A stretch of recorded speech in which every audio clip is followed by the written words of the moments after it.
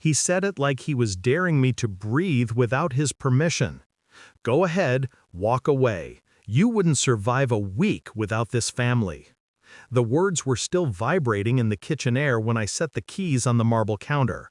Not tossed, not slammed. Placed. As if I were returning something insignificant, something replaceable. His smirk faltered. He didn't expect quiet rebellion, he expected begging. By morning, the phone was melting from the heat of missed calls. My mother, his boss, the bank, all panicking. All asking the same question, what exactly did he push you into doing? They already sensed the truth. I hadn't walked away. I'd triggered a collapse. He wasn't always the tyrant he performed for the world. When I was younger, he was gravity. Loud, immovable, orbit-worthy. I tried to shine in his pull, thinking approval meant safety. He taught me to drive, taught me to shake hands firmly, taught me that weakness was a sin. I believed him then. I didn't know yet that most tyrants confuse obedience for love. The first sign was the silence. Not peaceful silence, the kind that sounds like a house holding its breath. He stopped looking me in the eye when I questioned him. Started talking through me instead of to me. Started praising my brother for things he punished me for. Then came the final proof. A conversation I wasn't supposed to hear. His voice, low and irritated, speaking to his boss at their monthly dinner. "Don't worry about her. She's not going anywhere. She knows I'm the one holding everything together." Her, as if I were a burden he carried at great personal cost. I held the doorway frame and listened until the last piece of hope fractured. He didn't consider me family, just an accessory to complete his image. I didn't cry, I didn't confront him, I simply began to think. He spent years teaching me control. He forgot that control can be turned inward. First, I collected documents, quietly, methodically. The deed to the house he bragged about paying for. The joint accounts he never checked. The loan he signed under my name without asking, assuming I'd never question it. Then I mapped every dependency. Who relied on me for communication? Who relied on me for access? Who relied on me to keep the peace he shattered daily? And I realized a simple truth. He wasn't the backbone of anything. I was. All he provided was noise.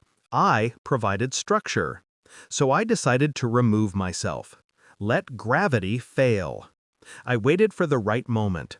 His usual evening performance, his usual accusations, his usual attempt at dominance. He told me to leave, told me I was nothing without the roof he paid for. So I left. But not without precision. I transferred the joint savings back into my personal account. Perfectly legal, perfectly documented. I notified the bank of the fraudulent loan, also legal. And I emailed his boss the report he'd been leaning on me to finish, carefully highlighting all the parts he'd claimed as his own work.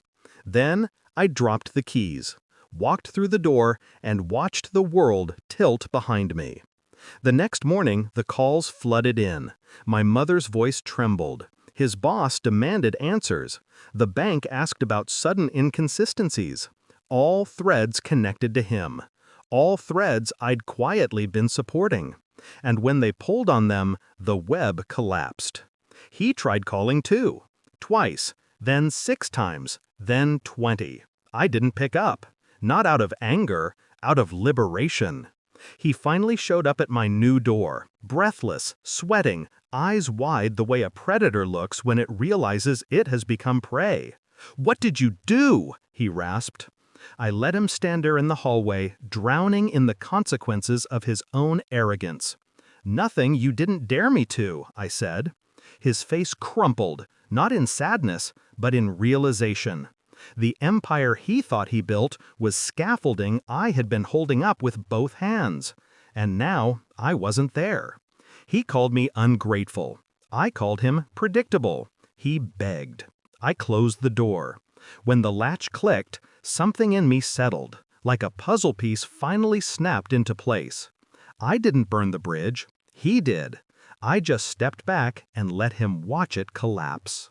The world didn't end without him. It began.